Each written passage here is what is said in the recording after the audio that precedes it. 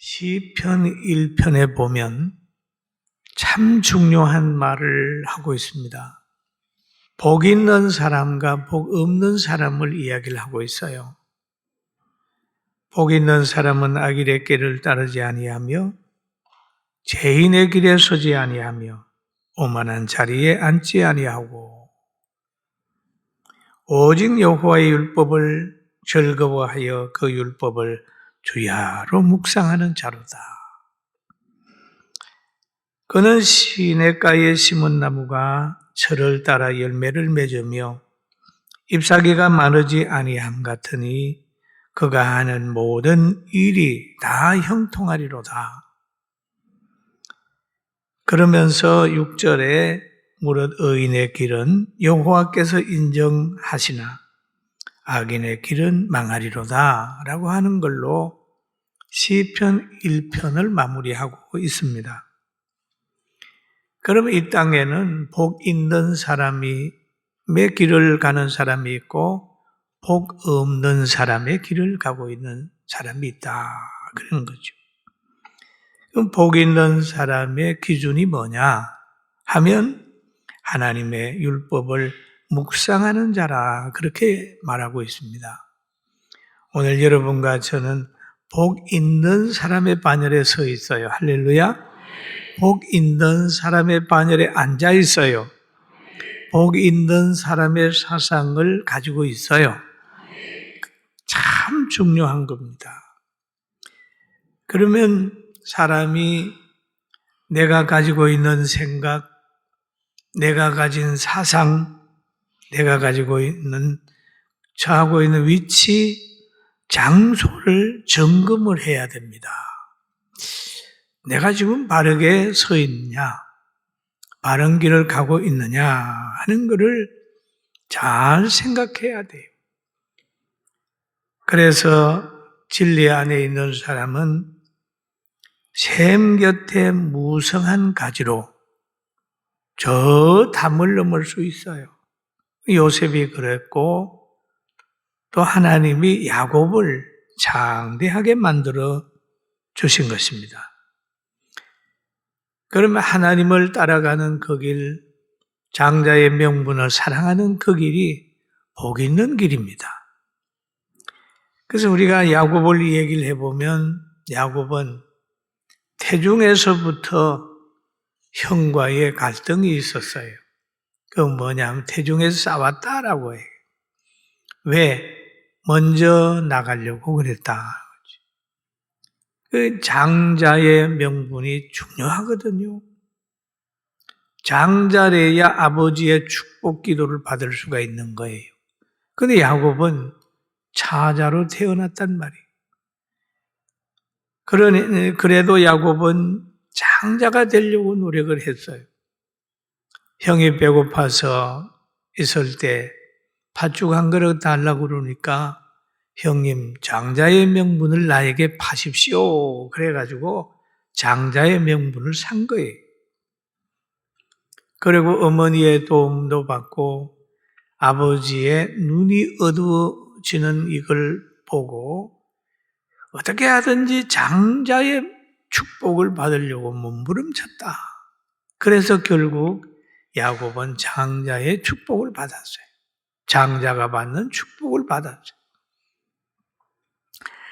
그리고 이 야곱이라고 하는 사람은 보면 결혼을 하는 가정 속에서도 그 외삼촌 가정의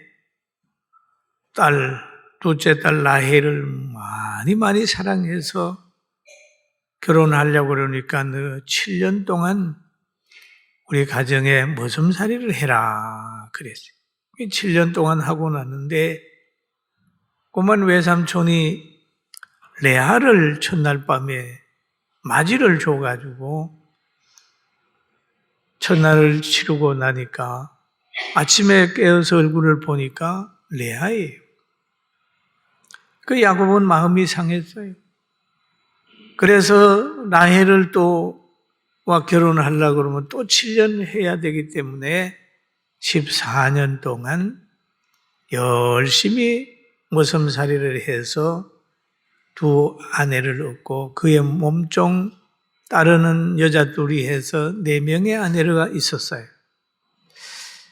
그런데 이것을 가만히 성경을 가지고 보면 야곱은 라헬을 많이 좋아했는데 하나님이 야곱에게 베푼 은혜는 레아를 통해서 많이 줬단 말이에요. 레아를 통해서 줘. 그래서 라헬은 요셉과 베냐민을 낳았다면 그 레아는 6명의 그 자녀를 놓고 딸도 하나 낳았단 말이에요. 그래서 우리는 때로는 야곱의 생각과 하나님의 계획이 달랐다. 그래서 우리는 내가 원치 않는 환경이라 할지라도 만남이라 할지라도 때로는 하나님이 만나게 하면 역사 속에서 내가 원치 않는 사람을 만난 그것이 더 행복의 유익이 될 수 있다는 사실도 깨닫는 지혜가 있기를 주의 이름으로 축원합니다. 그 가주문에 보세요. 12조상을 만드는 과정에서 레아의 역할이 굉장히 컸어요. 컸어요.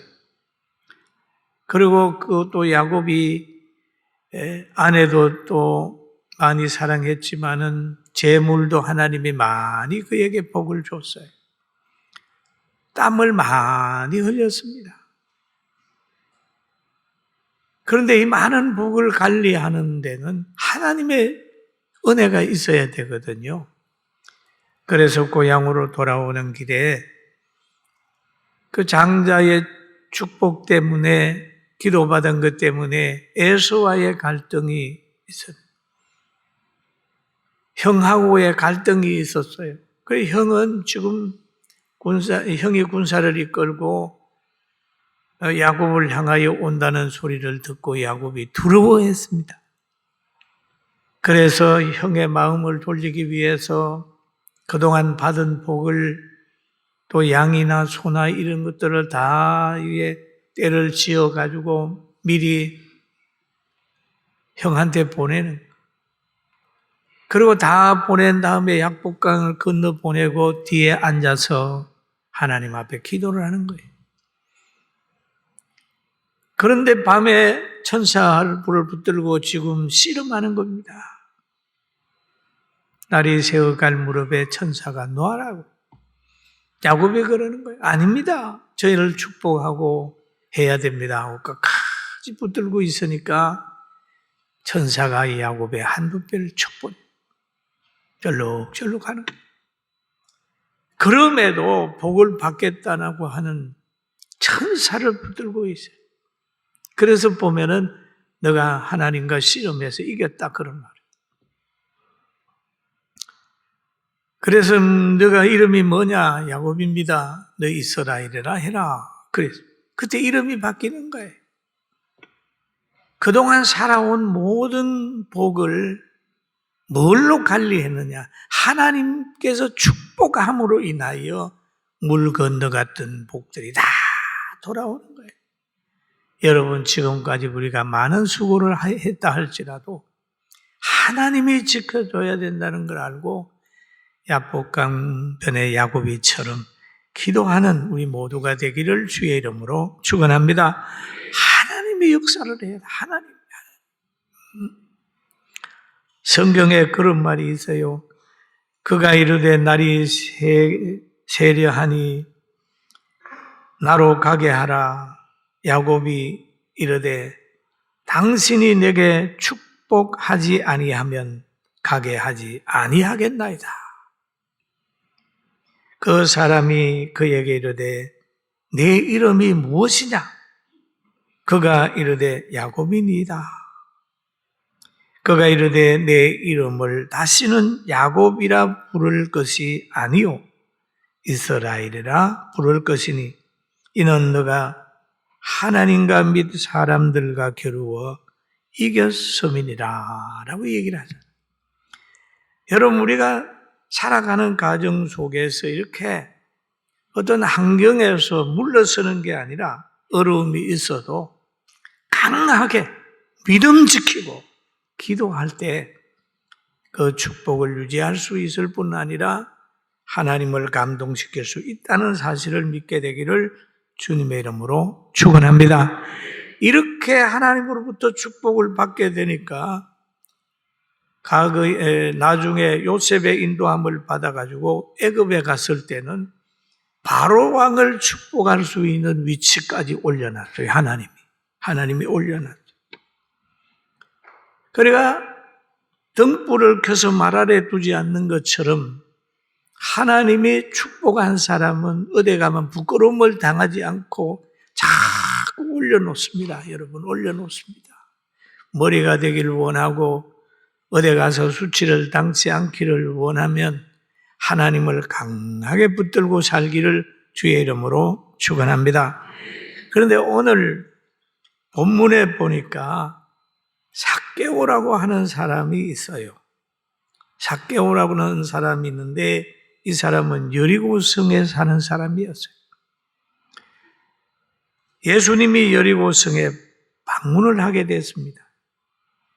이 삭개오라고 하는 사람은 부자예요.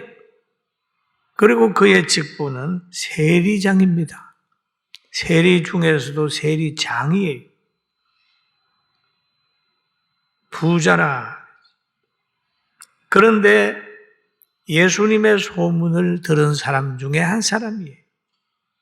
당시에도 예수님의 소문이 항상 두 가지로 나타나 있습니다. 하나는 예수님은 귀신 들렸다, 나사렛 이단의 개수다, 안 좋은 얘기들이 많이 있었어요.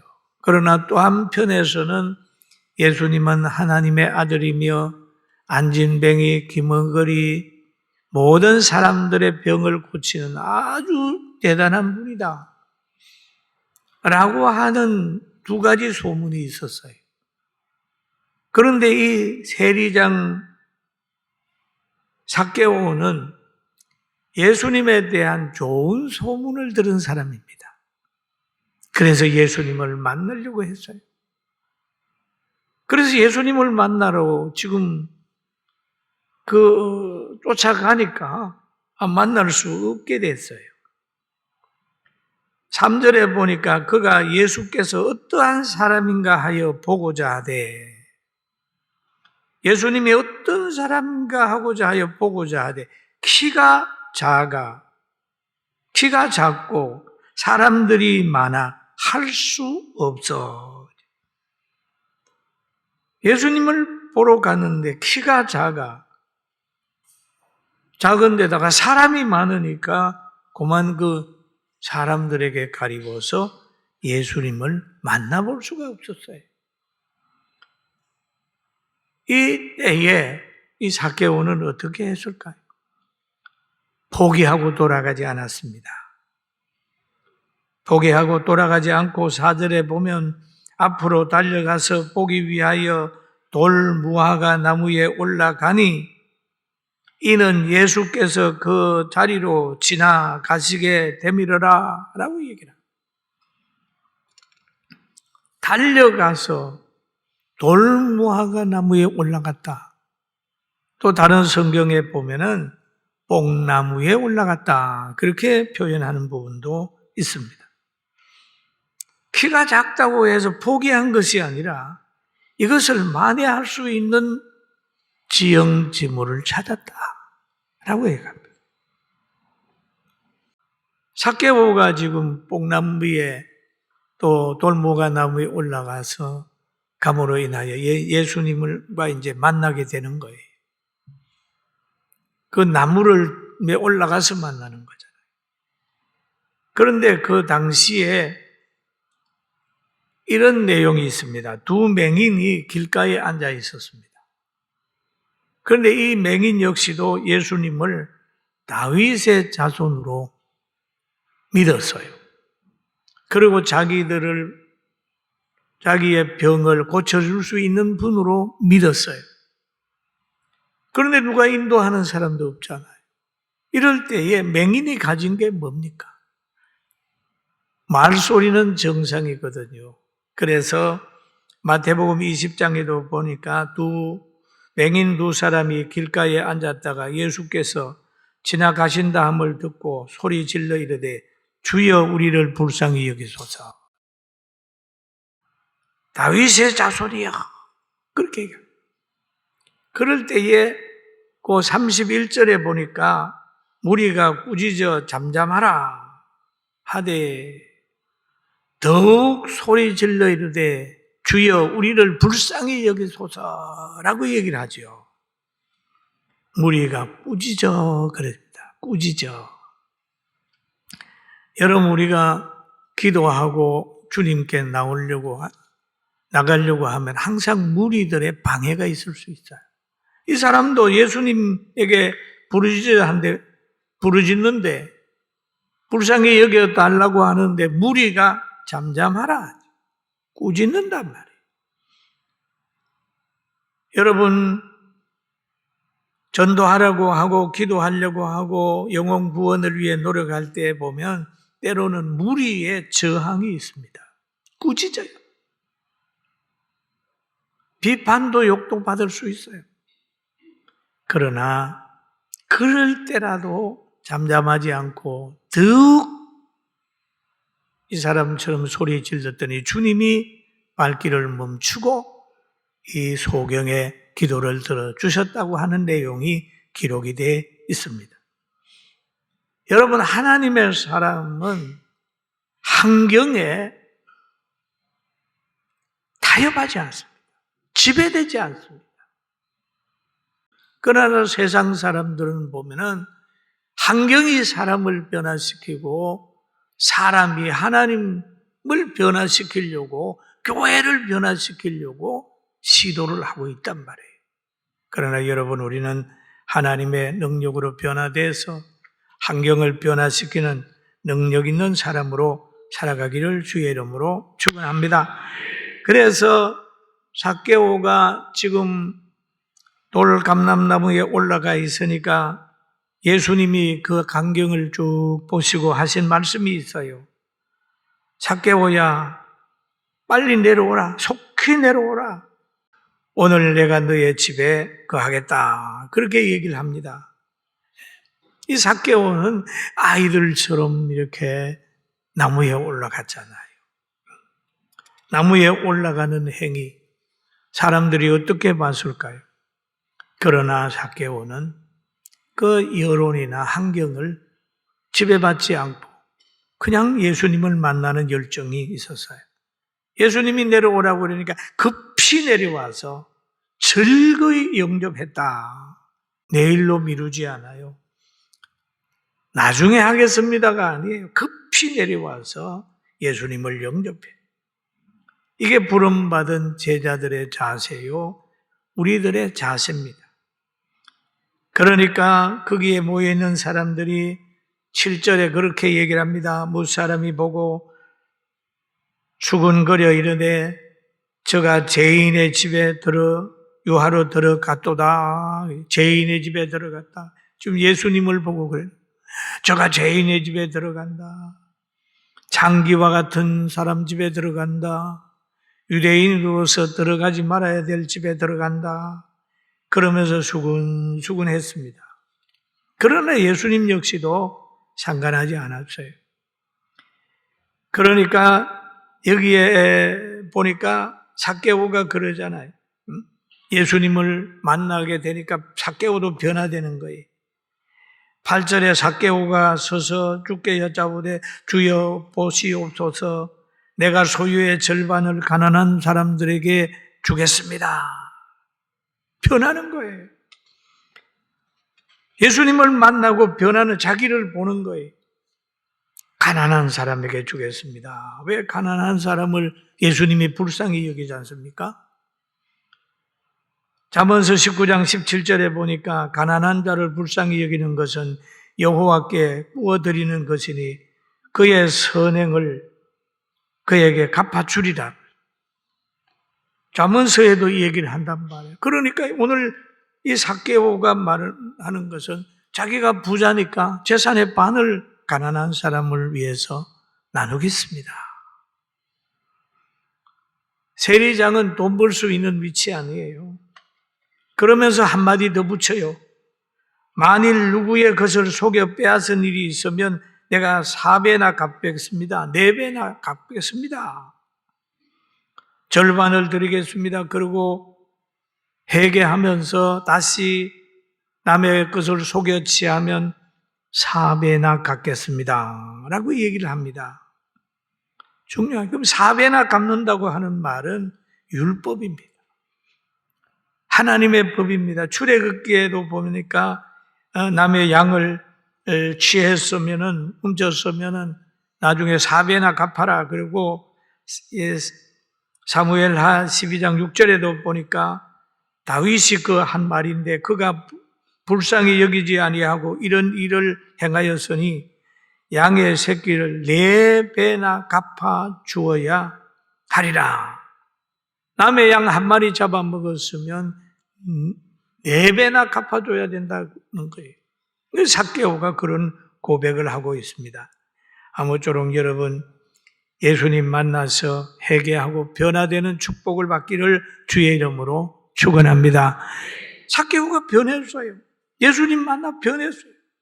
그 예수님이 그러는 거예요. 오늘 구원이 이 집에 이르렀으니 이 사람도 아브라함의 자손이로다.